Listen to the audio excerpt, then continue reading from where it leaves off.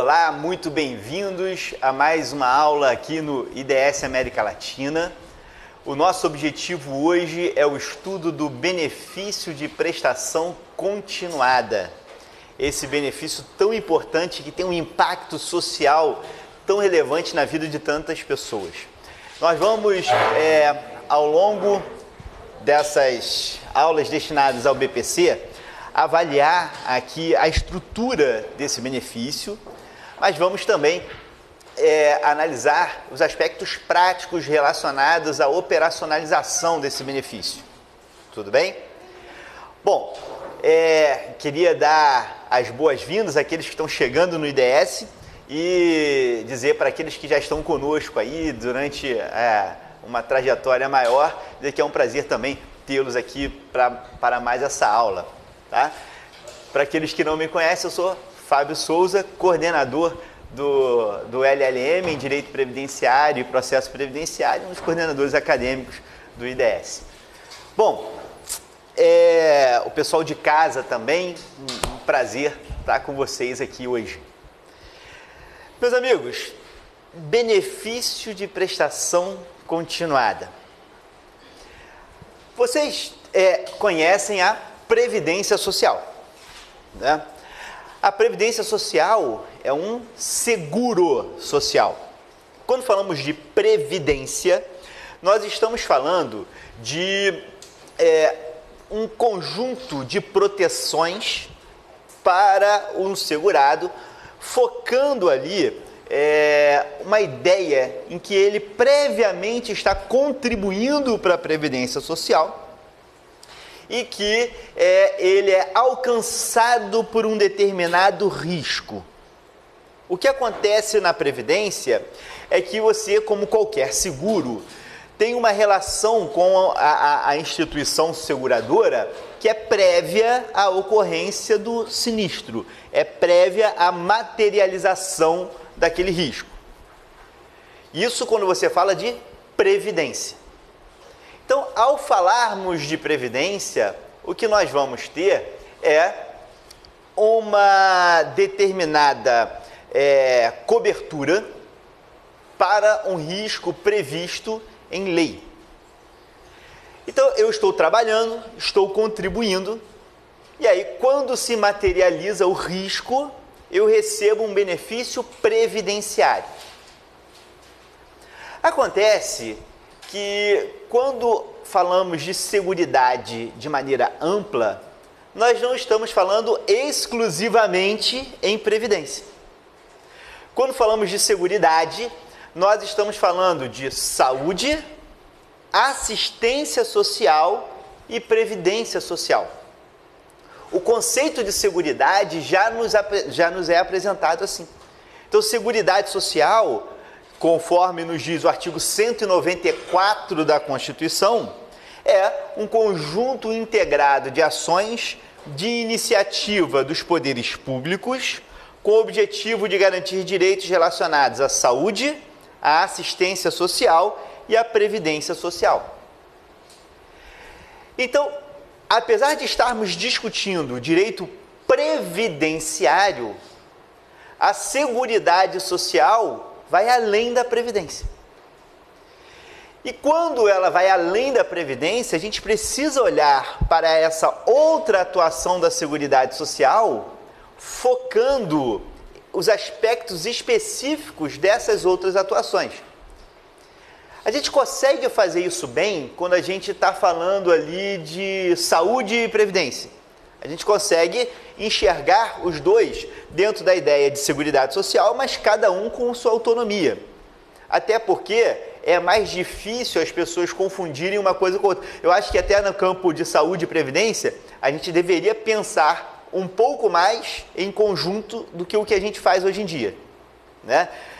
Muitas vezes a gente trata a saúde como algo completamente separado da previdência, enquanto, na verdade, fazem todos parte de um conjunto. Não sei se vocês já pararam para refletir, mas você conseguiria diminuir o número de benefícios por incapacidade se você melhorasse o serviço de saúde, né? Você teria menos auxílios-doença se o serviço de saúde fosse melhor, tá, né? Agora, a grande questão é que quando você fala de assistência e previdência, em alguns momentos as pessoas confundem muito uma coisa com a outra. Especialmente quando falamos do tema da aula de hoje, o benefício de prestação continuada. E muita gente quer tratar o BPC como se fosse uma aposentadoria. Aliás, é bem provável que alguém chegue no escritório de vocês falando o seguinte: doutor, eu quero aquela aposentadoria que não precisa pagar, né? Eu quero aquela aposentadoria que não precisa pagar, que não é aquela que não tem 13º, né? Aquela... Muito bem, mas só que o que a gente não pode se deixar levar é porque BPC é um benefício que tem uma estrutura completamente diferente da estrutura da Previdência. É porque, por questões pragmáticas, e depois nós vamos entender isso melhor, por questões pragmáticas, você tem ali a Previdência, o INSS, administrando esse benefício, né? Ocorre que o fato dele administrar não significa que as regras previdenciárias se apliquem ao BPC. São coisas separadas, são coisas diferentes. Bom, então, para que a gente possa entender adequadamente o benefício de prestação continuada, o que a gente precisa fazer antes é entender a assistência social, tá? A gente precisa aqui visitar o tema assistência social antes de ingressarmos aqui propriamente no benefício de prestação continuada. E para isso nós vamos ao artigo 203 da Constituição. Vamos ao artigo 203 da Constituição. E o artigo 203, logo no caput, me diz assim: a assistência social será prestada a quem dela necessitar, independentemente de contribuição à Seguridade Social. E tem por objetivo, depois vem elencando os objetivos. Então, a assistência social será prestada a quem dela necessitar. Pois bem, eu pergunto a vocês: quem necessita de assistência social? Se ela vai ser prestada a quem dela necessitar, nós temos que fazer uma pergunta: quem necessita de assistência social? Ora, para a gente conseguir responder a essa pergunta que a Constituição nos deixa, a gente precisa entender o que é a assistência social.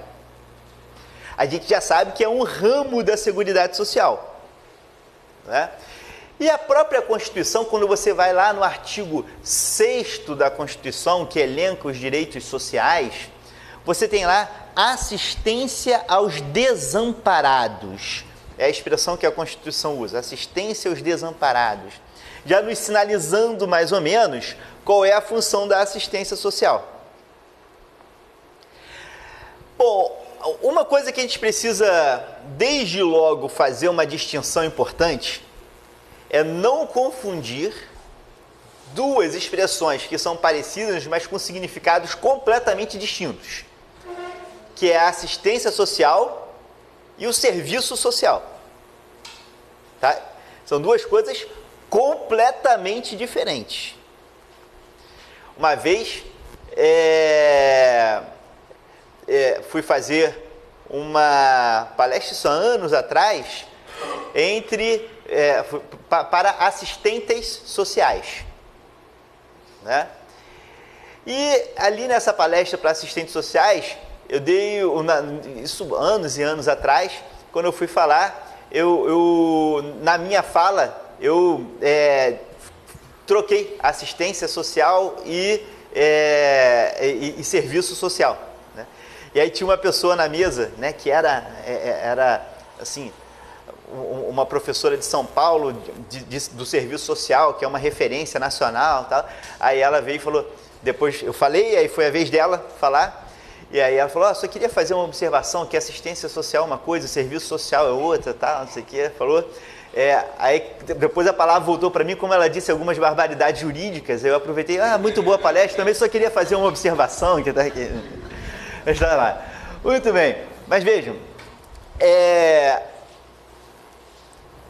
o serviço social é uma profissão. E confunde muito porque o profissional do serviço social chama-se assistente social.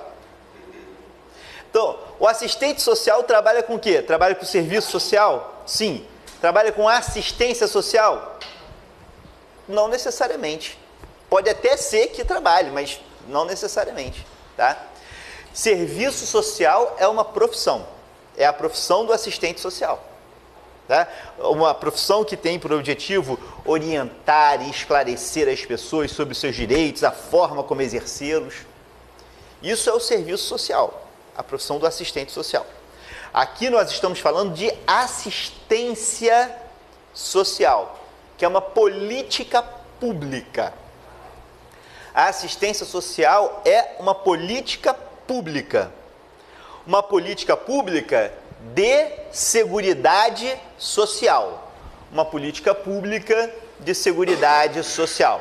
Então, assistência social é uma política pública de seguridade social. Nós já sabemos que seguridade social é o conjunto integrado de ações de iniciativa dos poderes públicos e da sociedade para garantir direitos relacionados à saúde, assistência e previdência. Ok, a assistência ali, uma das políticas públicas de seguridade social.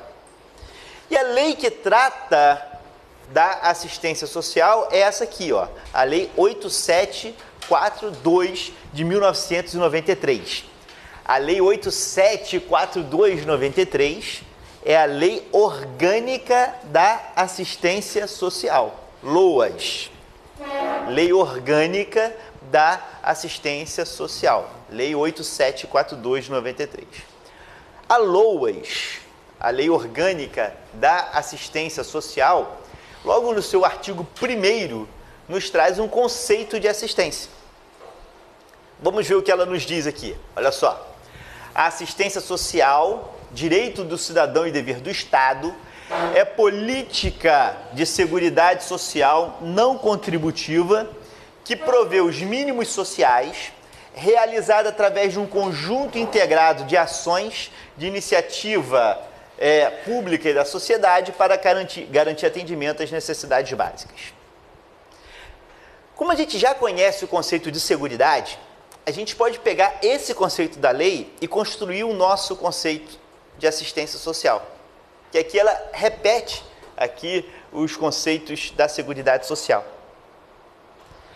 A ideia aqui é a seguinte: a gente pode dizer que a assistência social é a política pública de seguridade social não contributiva.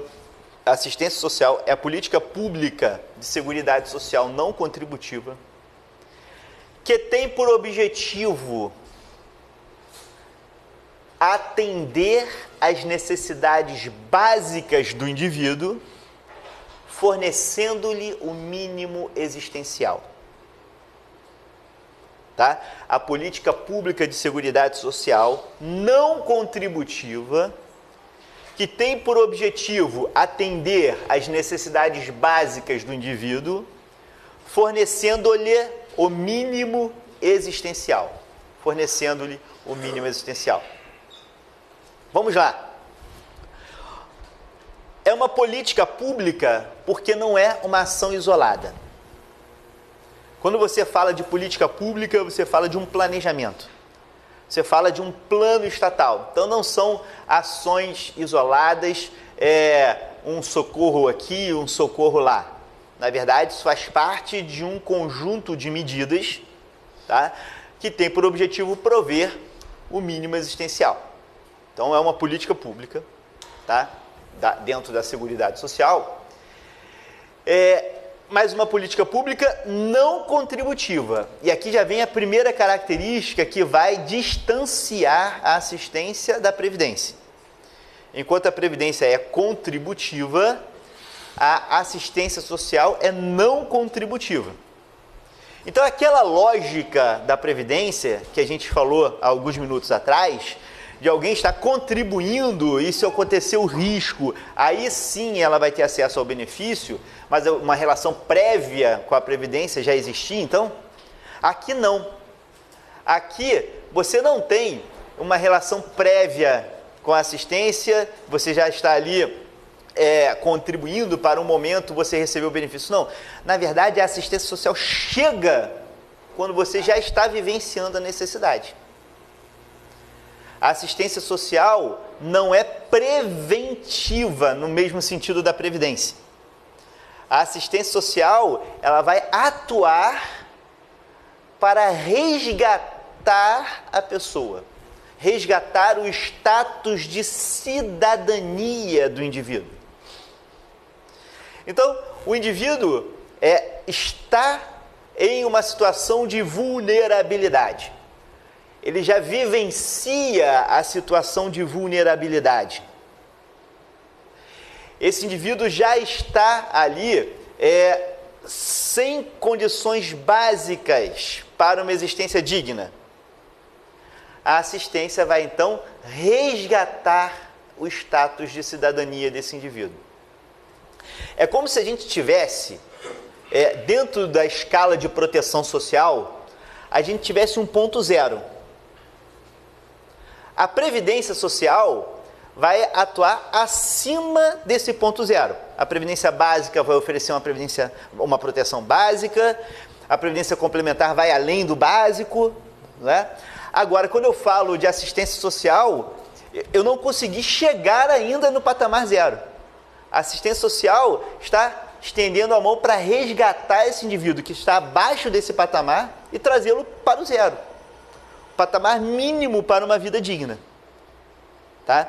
Essa é a ideia da assistência social, que está diretamente relacionada com a ideia de um Estado democrático de direito.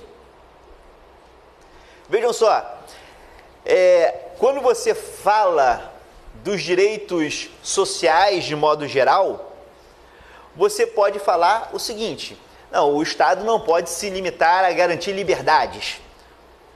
Né? O Estado tem que promover também o valor e igualdade. E por isso tem que ter direitos sociais, de modo geral. Então eu vou falar, eu tenho que pensar em direito à moradia, tema que voltou à pauta com muita força diante da tragédia que aconteceu semana passada. Né? Semana passada não, essa semana. Né? Estamos ainda na semana da tragédia lá em São Paulo. Ora, o Estado tem uma obrigação de fornecer, ou pelo menos de criar condições para que as pessoas consigam acessar uma moradia digna? Sim. Né? Isso quando você pensa num Estado que não pode se limitar à ideia de um Estado que garante liberdades. O Estado tem que garantir também um patamar de igualdade. Tá? Só que quando você trabalha com assistência social, muitas vezes o que você está querendo não é nem garantir um patamar de igualdade razoável. O que você está querendo muitas vezes é garantir uma liberdade efetiva. É por isso que mesmo autores com uma visão estritamente liberal, aqui não tem nada a ver com liberalismo econômico, a discussão, não, tá aqui é liberal do ponto de vista dos direitos, tá? Mesmo autores que focam suas teorias nos direitos à liberdade e não na igualdade, tá? Mesmo esses autores vão dizer o seguinte: existe um patamar de prestações que o Estado deve oferecer que, se ele não fizer, isso atinge a liberdade da pessoa. Uma desigualdade extrema não fere só o problema distributivo, fere a própria liberdade do indivíduo. Então você chega para uma pessoa e fala o seguinte: olha, nós vivemos em um Estado democrático de direito. Ok. O que é democracia? O que é democracia? Sem entrarmos em profundos debates, mas o que seria democracia da maneira mais simples de ser enunciada? Democracia é o governo da maioria, né?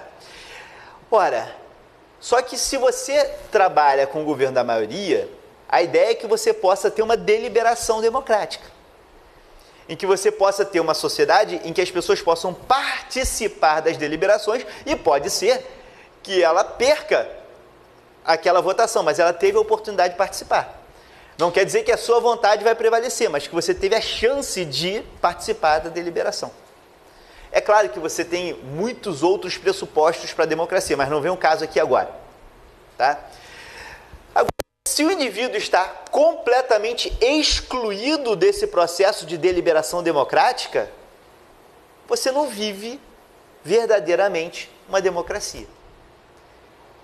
Então, como é que você pode dizer que aquilo é realmente a vontade da maioria, se você excluiu do debate diversas pessoas? Você não sabe qual é a vontade daquela pessoa, não é? Porque eles simplesmente não tiveram possibilidade de participar. Quem não tem o mínimo existencial está excluído da possibilidade de participar das deliberações democráticas. Se você chega para uma pessoa que não tem o que comer, onde morar, não sabe onde a sua família vai dormir essa noite, e chega para ele e fala o seguinte: olha, o que você acha da reforma política? O que você acha da reforma tributária? O que você acha do meio ambiente? O que você acha da reforma da Previdência? A resposta dele vai ser: sei lá, eu preciso saber o que eu vou dar para minha família comer daqui a alguns minutos. Ele tem necessidades muito mais imediatas do que o processo de deliberação democrática. Então, a ideia da assistência é chegar para essas pessoas e falar o seguinte: olha, eu te devolvo o status de cidadania. Eu devolvo a você o status de cidadania. Eu vou resgatar você. Tá? Eu vou devolver a você esse status de cidadania, fornecendo a você o mínimo existencial. E aí, com o mínimo existencial, você pode ou não participar das deliberações democráticas. Isso não quer dizer que quem tem o mínimo existencial vai ser um cidadão ativo. Não, mas pelo menos ele tem as condições para tanto. Eu brinco que é igual reunião de condomínio. Né? Ó, reunião de condomínio é o seguinte: todo mundo tem condição de participar. Tem aqueles que querem, tem os que não querem, tem os que vão, tem os que não vão. Mas todos têm condição de participar. Aqui é a mesma coisa. Fornecer o mínimo existencial é dizer para as pessoas o seguinte: olha, todos vocês têm condição de participar. Se vão participar ou não, aí já passa a ser um campo de liberdade individual. Porque dentro da liberdade, uma das coisas que a pessoa pode escolher é: não quero participar. Mas eu preciso fornecer essas condições. Eu preciso garantir o mínimo essencial. E a assistência social vai atuar aí. A assistência social vem resgatar o status de cidadania do indivíduo. Tá? Então, a gente não vai fornecer assistência social para a pessoa ter uma vida com conforto. A gente não vai fornecer assistência social para a pessoa manter padrão de vida. A gente não vai fornecer assistência social porque a gente está com pena, coitadinho. A gente vai fornecer assistência social quando a pessoa está desprovida do mínimo existencial e a gente precisa resgatar o status de cidadania desse indivíduo. Essa é a ideia aqui da assistência. Tá? Nós vamos resgatar esse status. Mas olha, a vida dele é muito dura, é difícil e tal. Isso não é suficiente para você justificar a atuação da assistência. Porque uma coisa que a gente tem que tomar muito cuidado aqui é com o processo inverso, que existe uma expressão muito utilizada nesses debates, né, que é a pessoa que pega carona na sociedade. E a gente tem que impedir essas caronas na sociedade. O que seria pegar carona na sociedade? Seria alguém receber uma prestação de assistência social aqui sem precisar. Porque isso é extremamente prejudicial. Não só porque você vai estar gastando recursos com aquela pessoa sem ela precisar, num cenário em que os recursos são limitados, né? Mas sobretudo por conta do exemplo. Porque se você começa a fornecer uma prestação de assistência social para alguém que poderia estar garantindo seu sustento por conta própria, você vai passando uma mensagem que é coletiva, né? Então, aquela coisa assim, para que eu vou contribuir para o INSS sobre um salário mínimo e lá na frente eu vou ganhar uma aposentadoria de um salário mínimo, se o meu vizinho aqui não paga INSS e ganha um benefício de um salário mínimo? Bom, como é que você impede isso? Tem gente que fala o seguinte, né? Para impedir isso, você acaba com o benefício. Equivocado, né? É você usar o remédio para matar o paciente e não para curá-lo. Mas, na verdade, o que você tem que fazer é o seguinte: na hora de conceder um benefício, nós temos que verificar e temos que ser criteriosos na análise de quem tem necessidade real, né? Somente aquele que realmente depende da assistência social é que deve ter acesso ao benefício assistencial. Tudo bem? Bom, vamos lá. Então vamos continuar aqui. A assistência social, essa política pública de seguridade social, né, não contributiva, já vimos, que tem por objetivo atender às necessidades básicas do indivíduo, fornecendo-lhe o mínimo existencial. Reparem que a lei usa a expressão mínimos sociais, tá? São sinônimos, mínimo social e mínimo existencial. São duas expressões que são sinônimos, tá? Mínimo existencial e mínimo social, a mesma coisa. E o que é o mínimo existencial? O que é o mínimo existencial? A gente poderia passar a vida discutindo isso, né? O que é o mínimo existencial? Mas a gente pode tentar trabalhar algumas ideias aqui sobre esse mínimo existencial, que vão ser ideias instrumentais, que vão nos auxiliar na análise do benefício de prestação continuada. A primeira coisa que a gente precisa deixar claro é que quando estamos falando de mínimo existencial e quando estamos falando de assistência social, a nossa preocupação é uma preocupação distributiva, tá? A assistência social tem uma preocupação distributiva. Vou explicar o que isso quer dizer. Nós não estamos focando aqui questões relacionadas a outras áreas que são importantes para a dignidade humana. Então, por exemplo, a gente não está falando em uma igualdade de reconhecimento. A gente não está falando aqui em questões relacionadas à capacidade de autodeterminação. A gente está falando de um problema que é mais material. É um problema distributivo. É o problema da pobreza, é o problema da miséria. Esse é o foco aqui. Tá? A gente pode, quando a gente olha para a dignidade humana, a gente vê que a dignidade humana tem diversos componentes. Não é só a condição material de vida. A dignidade humana, ela tem, por exemplo, componentes relacionados à possibilidade de você desenvolver o seu projeto de vida. Vamos imaginar aqui que alguém pense diferente do outro. Ter liberdade para pensar de modo diferente, se manifestar de modo diferente, isso também integra a ideia de dignidade humana, né? Você ter ali a possibilidade de ser reconhecido como um indivíduo que tem o mesmo valor que o outro, mesmo você sendo diferente do outro, isso integra a dignidade humana, tá? Já na assistência social, nós estamos falando de um campo da dignidade humana que está relacionado a questões materiais, tá? O debate aqui não é imaterial, não é moral. O debate aqui é material mesmo.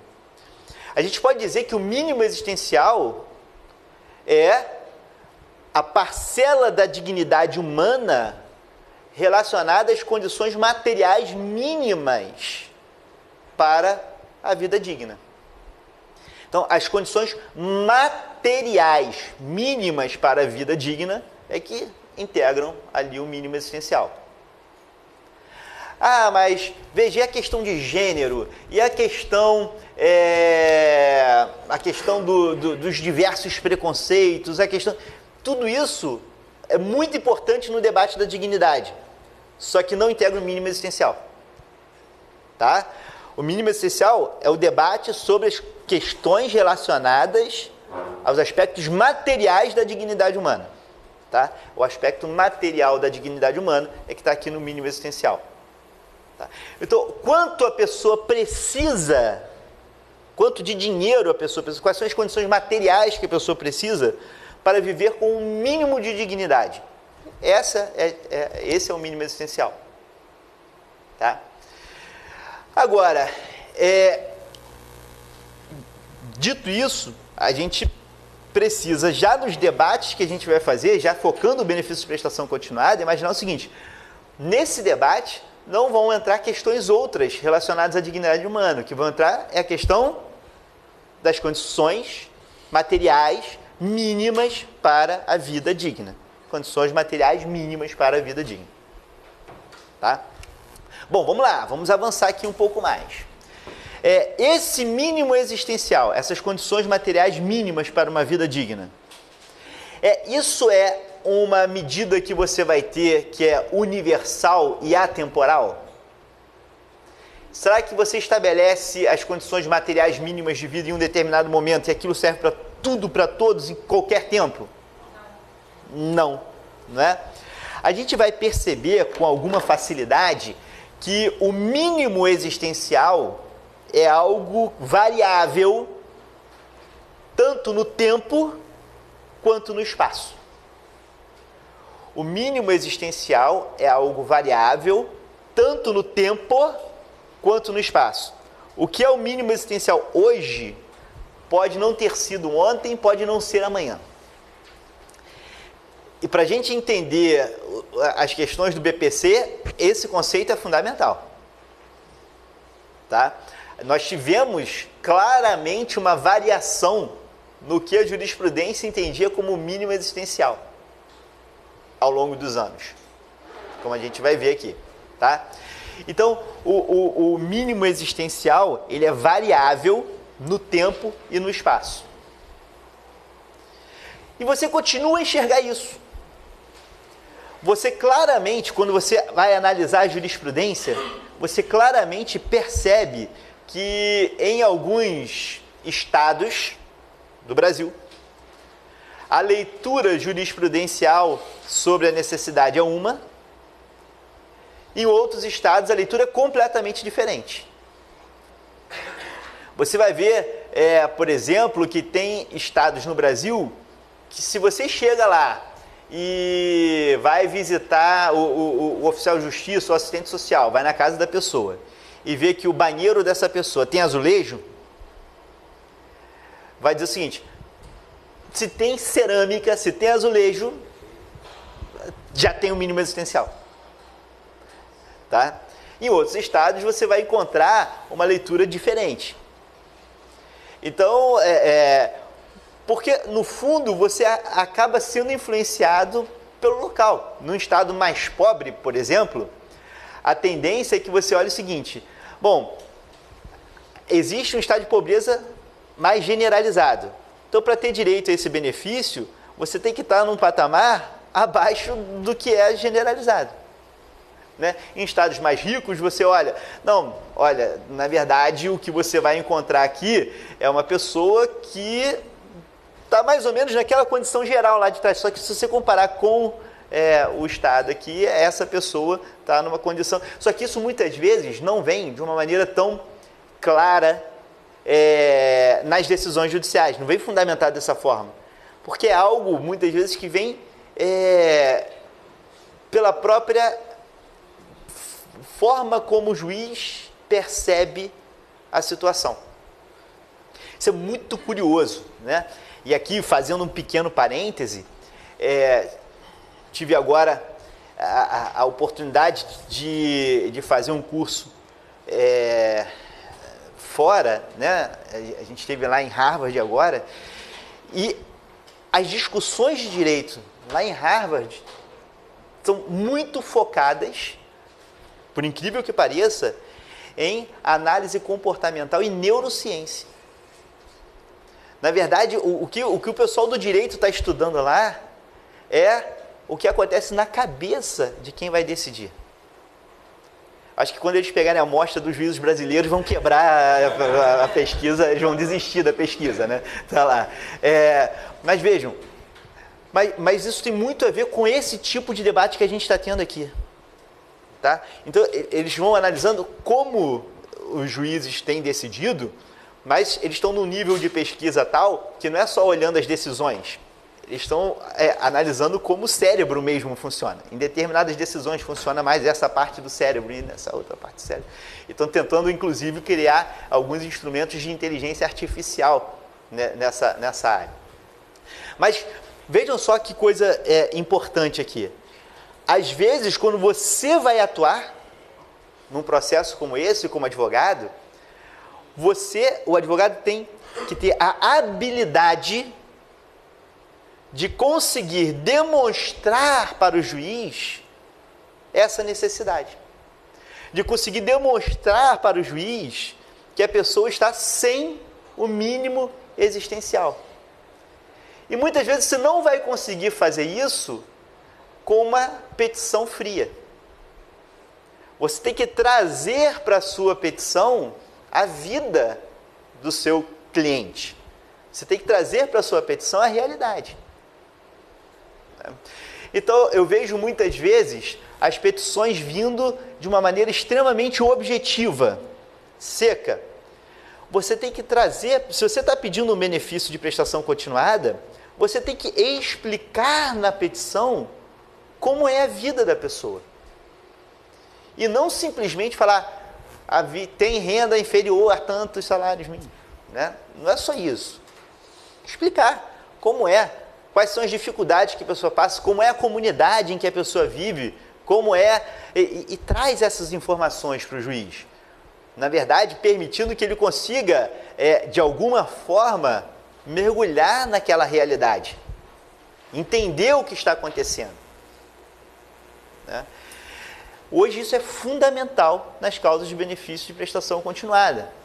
Você deve buscar ali trabalhar tem que estar ciente, né, que o juiz ele é influenciado pelo meio, é influenciado pelo local em que ele vive, pelo tempo em que ele vive, e você deve buscar mostrar como o seu cliente, naquele local, naquele momento, tem necessidade de um benefício existencial, porque está desprovido do mínimo existencial. Não tem as condições materiais mínimas para uma vida digna.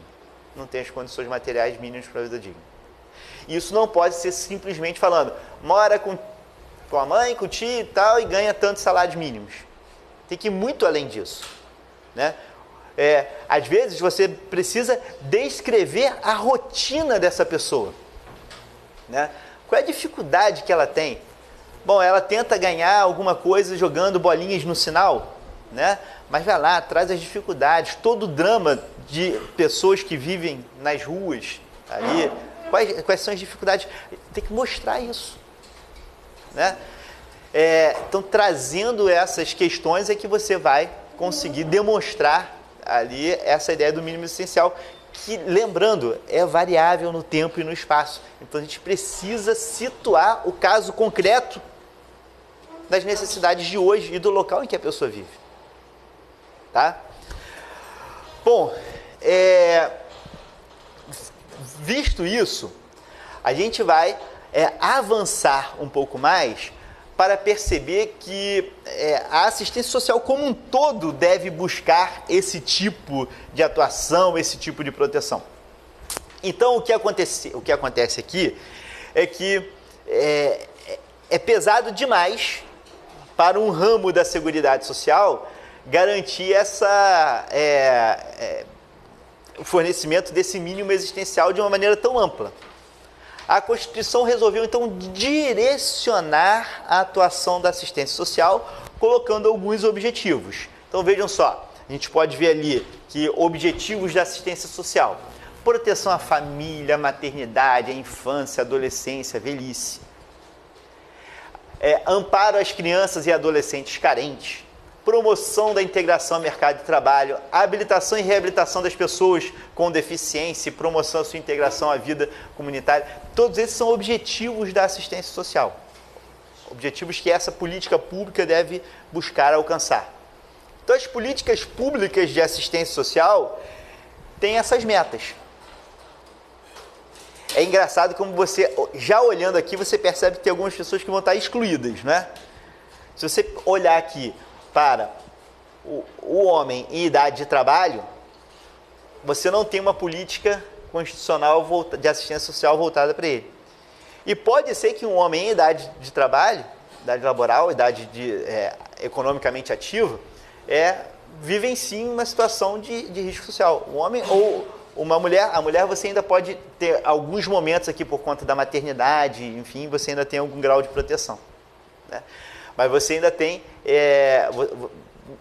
um direcionamento que já não é global, você já deixa algumas categorias excluídas, né? Agora, dentre os objetivos da Seguridade Social, devemos destacar o inciso 5º, artigo 203, inciso 5º. Para os demais, você tem várias políticas. Talvez a mais famosa delas seja o Bolsa Família, né? O Bolsa Família, uma política importante de assistência social, que é uma política muito importante mesmo, e às vezes mal compreendida, que tem falhas, claro que tem, né? Principalmente na sua execução, tem distorções, mas que é um programa importantíssimo para o país, né? O Bolsa Família. E que vem recheado de preconceitos, né? Vem aquela coisa assim, vai pagar, mas aí não vai querer trabalhar, tal. Tem sempre preconceitos, uma visão distorcida do programa. Isso acontece em alguns casos? Claro que acontece, mas isso não retira todo o mérito do programa, porque você tem que buscar fazer ajustes, sempre, né? Evidentemente, tem pessoas que não deveriam estar recebendo o Bolsa Família e que, para essas, a gente tem que cortar, né? E tem outras que ainda não foram alcançadas e que mereciam estar recebendo o Bolsa Família. Para isso a gente deve conceder. Mas são ajustes. O programa, de forma geral, cumpre o seu papel institucional. Mas aqui você tem um campo de deliberação democrática. Qual vai ser o programa? Como é que eu vou ajustar? Como é que a gente vai fazer? Eu vou criar estratégias. Só que a Constituição olhou para um determinado grupo de pessoas e disse: para esses eu não vou deixar para a decisão do legislador. Para esses eu já vou trazer aqui uma proteção específica. Vejam que quando você olha para os incisos de 1 a 4, não tem um benefício específico. Fala, a assistência tem que garantir proteção à família, mas não diz como.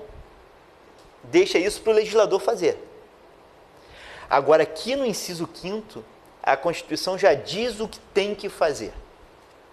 Tá? Olha só o que nos diz o artigo 203, inciso 5º da Constituição. Fica ali estabelecida a garantia de um salário mínimo de benefício mensal à pessoa portadora de deficiência e ao idoso que comprovem não possuir meios de prover a própria manutenção ou de tê-la provida por sua família, conforme dispuser a lei. Tá?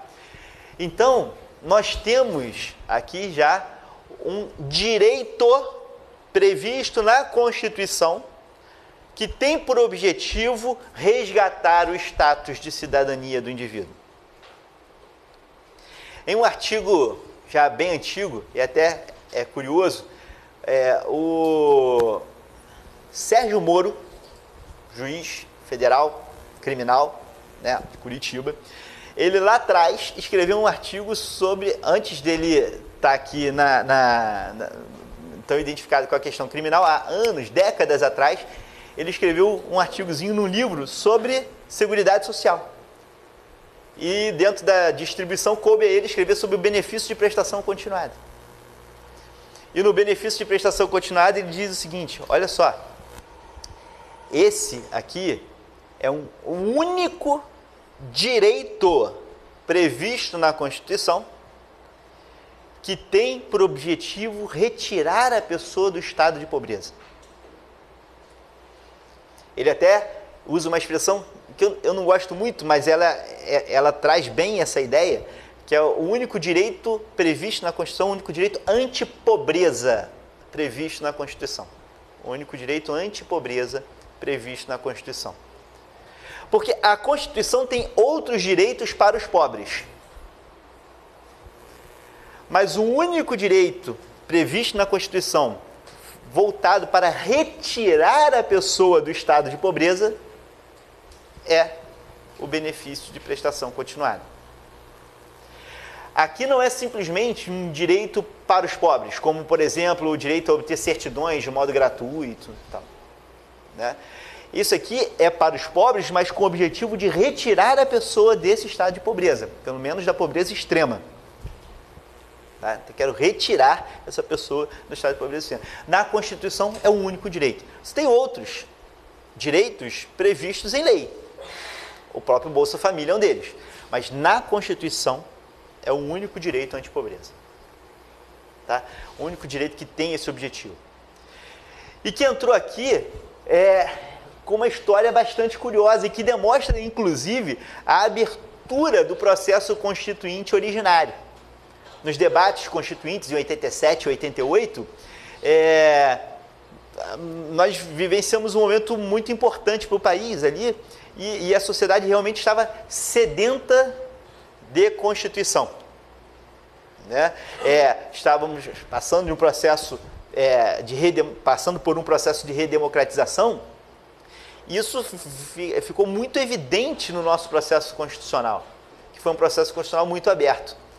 Isso aqui está aqui porque num determinado dia, na comissão que tratava de meio ambiente e seguridade social, uma mãe de uma criança com deficiência foi até lá e, com lágrimas nos olhos, chorando copiosamente, ela contou sobre a sua vida, sobre as dificuldades que ela tinha. E isso convenceu os constituintes a incluir esse dispositivo dessa forma que está aqui, né?